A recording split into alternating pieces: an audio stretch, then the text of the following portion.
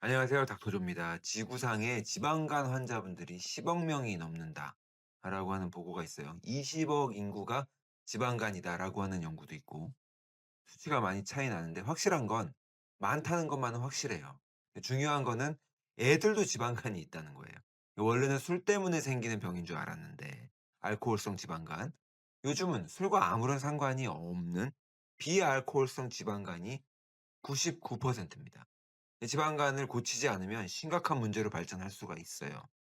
지방간을 방치하면 간염으로 발전될 수가 있는데 이 피검사를 통해서 효소 수치를 보면 간염이 있나를 확인할 수가 있죠. ALT, AST, ALT가 좀 더 민감한데 이 지방간일 때는 효소에 큰 변화가 없기 때문에 미리 알 수가 없다는 게 문제예요. 피검사를 해서 간에 문제가 있을 때는 벌써 간염으로 발전한 다음입니다.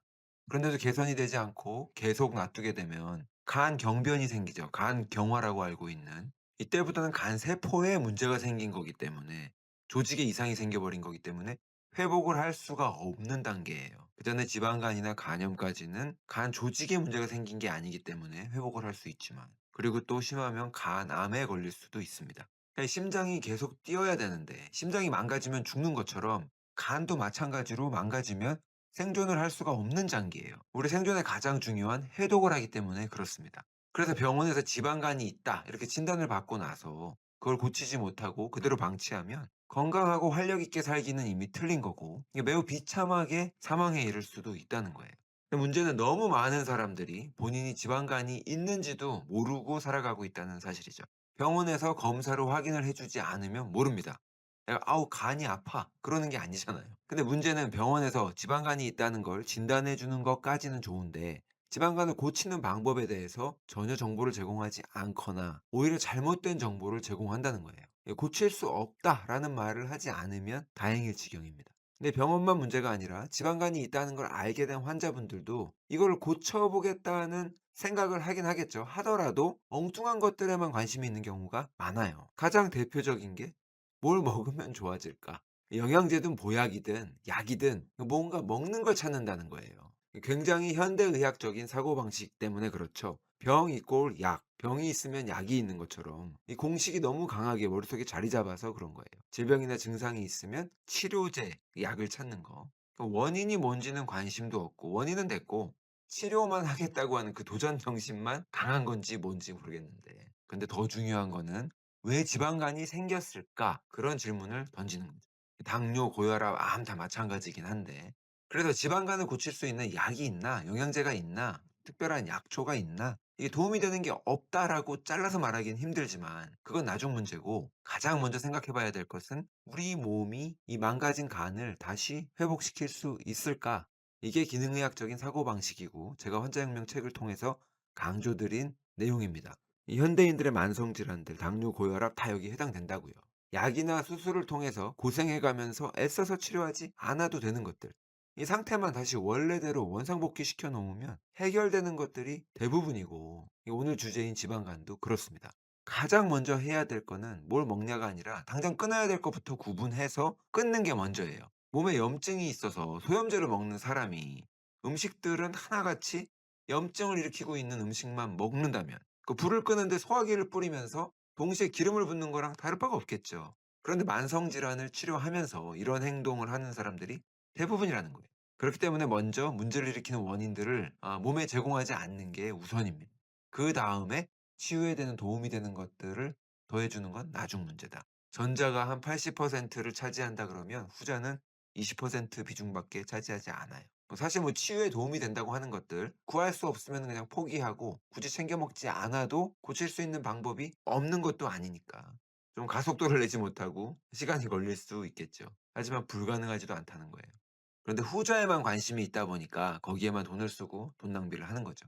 예를 들면 지방 간에 뭐 마늘이 좋다, 강황, 커큐민이 좋다, 밀크시슬, 우로사, 간에 좋다, 녹차 추출물 이런 거 다 조금은 도움이 되겠지만 그런 것들부터 챙기지 마시라는 거죠. 아산병원 웹사이트를 가보면 지방간의 4대 원인으로 과도한 음주, 비만, 당뇨병, 고지혈증 이렇게 네 가지를 꼽고 있습니다. 뭐 과도한 음주는 알코올성 지방간의 원인인 거죠. 근데 예전에나 이게 지방간 하면 술이 원인이었지. 요즘은 지방간 대부분이 비알코올성 지방간이라고요.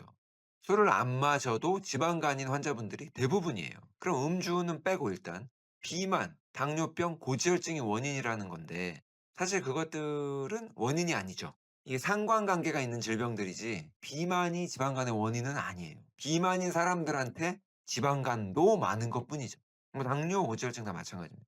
근데 지금 상관관계가 있다고 하는 이 비만, 당뇨, 고지혈증을 보니까 벌써 답이 나왔죠. 아시는 분들은 다 알 만한 내용. 이 대사증후군입니다. 인슐린 저항성이 원인인 거예요. 인슐린 저항성이 뭔지 모르시는 분들은 이 영상을 참고하셔서 이 개념을 꼭 잡으셔야 됩니다. 나한테 내가 당뇨, 고혈압, 고지혈증, 비만이 있는데 인슐린 저항성이 뭔지도 모르고 살고 있다? 큰일이에요. 너무 많은 정보들을 놓치고 사시는 거라고. 꼭 알아두시는 게 좋죠. 자, 그래서 술을 안 마시는데도 지방간이 생기는 이 비알코올성 지방간이 지금 이렇게 많이 늘어난 이유는 전 세계 10억, 20억 이렇게 많이 늘어난 이유는 인슐린 저항성이 원인이기 때문에 그런 거예요. 그럼 인슐린 저항성은 왜 생겼나? 그것도 원인이 있을 테니까 그것을 알아보는 수고를 하셔야 된다는 거죠. 인슐린 저항성은 지금 팬데믹입니다. 그럼 코로나 같은 게 문제가 아니에요. 훨씬 더 심각한 팬데믹이 인슐린 저항성, 당뇨죠. 아, 당뇨는 전염되지 않는다고요? 아니요, 전염됩니다. 엄마가 애들 입맛 잘못 길들여서 그렇게 전염이 되고요. 이 식품 업계를 통해서 가공식품들이 범람하면서 사람들을 전염시키는 거예요. 치사율도 코로나보다 훨씬 더 높고 이 막대한 의료 비용도 코로나가 비교할 바가 아니죠. 훨씬 더 들어가죠. 다시 지방간 치료로 돌아가서 이 지방간이 생기는 생리학적인 원인을 크게 세 가지로 볼 수가 있어요. 이 간에 생기는 과로, 과적, 간에다 뭔가를 너무 많이 더한다는 거죠. 그리고 또 염증, 그리고 영양 부족. 하나씩 알아볼게요. 첫 번째로 이 과적, 오버로드를 보면 술, 설탕, 곡물, 독소 이렇게 네 가지를 들 수가 있습니다. 이 술이 간에 부담을 주고 간을 망가뜨리는 건 잘 알려져 있으니까 넘어갈게요. 이 두 번째는 설탕, 당분입니다. 그중에서 과당. 이 설탕 중에서 포도당보다는 이 프룩토스라고 하는 과당이 간에 부담이 돼요. 포도당은 우리 몸의 뭐 어느 세포에서나 다 받아들이고 처리가 가능하잖아요. 대사가 된다는 뜻이죠. 하지만 과당은 간에서만 처리가 됩니다. 근데 이 설탕은 50%가 포도당, 50%가 과당으로 이루어져 있잖아요. 이 과당 50%는 간에서만 처리가 가능하다고. 술, 알코올이랑 똑같아요. 원래 과당과 알코올은 간에 똑같이 작용을 하고 똑같이 부담을 준다는 얘기죠. 그리고 뇌에도 똑같이 작용을 합니다. 중독도 똑같이 일으켜요. 자, 그리고 세 번째, 곡물을 피하는 게 좋은데 특히 밀가루, 옥수수. 이게 스타치, 녹말, 전분이기 때문에 이게 씹어 먹기 시작하면 금방 당분, 설탕과 다를 바가 없어요. 특히 밀가루, 옥수수, 대두 이런 것들은 가공식품에 가장 많이 쓰이는 기본 재료가 되잖아요. 이 앞서서 말한 당분도 가공식품에 많이 들어있기 때문에 지방간이 있다? 가공식품부터 끊으셔야 돼요. 가공식품이나 식품 첨가물 별로 문제가 되지 않는다. 먹어도 된다고 하는 사람들 그 말 듣지 마세요. 저승사자입니다. 여러분들의 건강을 책임져 줄 사람도 아니고 관심도 없어요. 가공식품 회사 임원들 말고는 그 누구한테도 살면서 고맙다는 소리 못 듣는 사람들이에요. 당연하죠. 누구 건강을 고쳐줘 본 적도 없고 뭐 생명을 구해줘 본 적도 없으니까 "선생님 감사합니다." 소리 한 번도 들어본 적이 없죠. 가공식품 꼭 피하셔야 되고요. 그리고 마지막으로 이 독소. 독소는 또 이제 뭐 대표적인 게 몇 가지가 있는데 가장 대표적인 건 약물이죠. 처방약 드시는 분들, 당뇨약, 뭐 혈압약 이런 것들 매일 먹어야 되는 약물들 다 간에 부담을 줍니다. 그리고 농약이나 이제 중금속도 간에 부담을 줘요. 근데 이런 독소들은 워낙 뭐 소량이고 우리 간이 워낙 잘 처리를 하고 뭐 이런 거 처리하는 게 원래 간의 주 임무니까. 하지만 앞서서 말한 술을 많이 마신다든가 단 거를 너무 많이 먹고 있어서 아니면 가공식품만 맨날 먹고 있어서 간에 부하가 걸려 있으면 간의 해독 능력도 떨어지겠죠. 그래서 이렇게 간에 생기는 부담들을 잘 살펴보는 게 중요하고요. 이 두 번째는 염증입니다. 염증을 일으키는 여러 가지 원인들이 있는데 가장 대표적인 게 인슐린 호르몬이죠. 인슐린. 인슐린 저항성이 있는 사람은 인슐린 호르몬이 많다는 뜻이에요. 그럼 몸에 염증이 많아져요. 비만인 사람들 몸에 염증이 많습니다. 같은 이유로.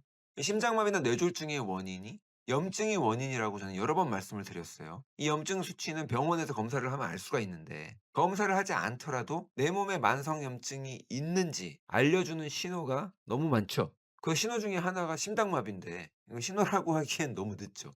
신호를 받는 순간 죽을 수도 있으니까. 이 인슐린 저항성을 되돌리는 가장 좋은 방법은 간헐적 단식이에요. 비용도 싸고 효과도 좋고 안전하니까 시도를 안 해볼 이유가 없죠. 그리고 현대인들에게 염증을 일으키는 또 다른 주범은 식용유입니다. 이 식물성 기름으로 음식을 튀기는데 대부분의 그 식물성 기름이 혈관에 염증을 일으켜요. 우리 포화 지방이 혈관을 막는다고 잘못 알려져서 그렇게 알고 계신 분들이 많은데, 특히 나이 드신 어르신들, 이 불로 조리한 식물성 기름이 훨씬 더 위험합니다. 정확하게는 트랜스 지방인데 마가린이 대표적이죠. 집에서는 마가린을 안 쓸 수 있겠지만 뭐 식당에서는 버터를 안 쓰고 대부분 마가린을 쓰기 때문에, 특히 길거리 토스트 같은 것들, 그리고 가공식품도 다 식물성 기름이나 마가린으로 만들어요. 네, 또 나왔는데 가공식품. 가공식품에는 아까 앞서서 말씀드린 밀가루, 옥수수, 그리고 설탕이 잔뜩 들어가 있고 당분, 그리고 이렇게 트랜스 지방이 많기 때문에 지방 간의 원인을 하나만 고르라고 하면 가공식품을 너무 많이 먹는 거가 아닐까. 이거 말고 하나가 더 있네. 둘이 쌍벽을 이루는 가공식품과 하나 더, 그건 뒤에 말씀을 드릴게요. 이 식이용 지방, 이 기름과 관련된, 오일과 관련된 영상이 굉장히 많습니다. 참고하시면 도움이 될 것 같고요.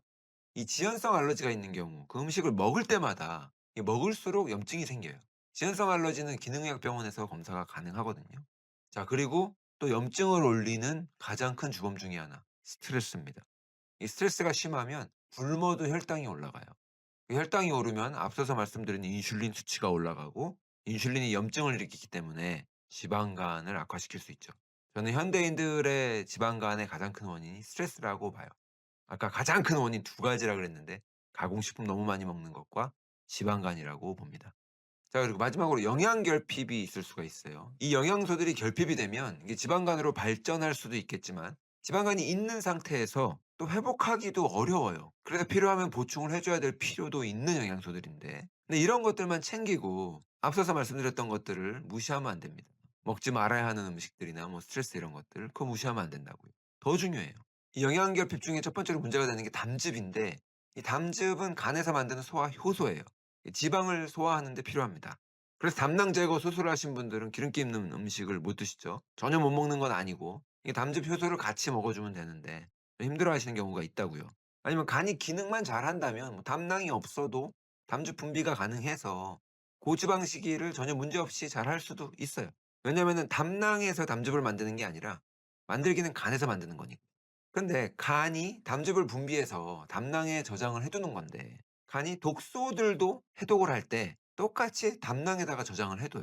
그러다가 날 잡아서 같이 버리는 거거든요. 근데 이 담낭을 떼어낸 사람들은 해독이 어려우니까 자꾸 몸이 붓죠. 근데 이 담낭을 건강하게 유지하려면 평소에 좋은 지방을 많이 먹어 줘야 돼요. 그래야 담낭이 담즙을 자주 분비하니까 그게 곧 청소를 의미한다고요. 청소하는 날. 근데 이 지방을 안 먹으면 담낭이 막히고 거기 담석이 생기고 그러면 담낭을 떼어내야 하는 경우도 생기는 거예요. 어쨌든 담즙이 지방을 분해하기 때문에 지방간이 회복하기 위해서는 꼭 필요하다. 그리고 두 번째는 아미노산입니다. 이 아미노산 중에 메사이온인과 시스틴. 이 둘이 글루타치온을 생성해요. 글루타치온은 사람한테 특화된, 인간에게는 최고의 항산화제잖아요. 그리고 주 역할이 항산화제니까 청소죠, 청소. 우리 몸의 청소, 독소 빼내고 염증 낮추고 이런 청소를 한다고요. 이 글루타치온도 간에서 직접 만드는데 간을 회복하는 항산화제이기도 해요. 손상된 간을 회복하는.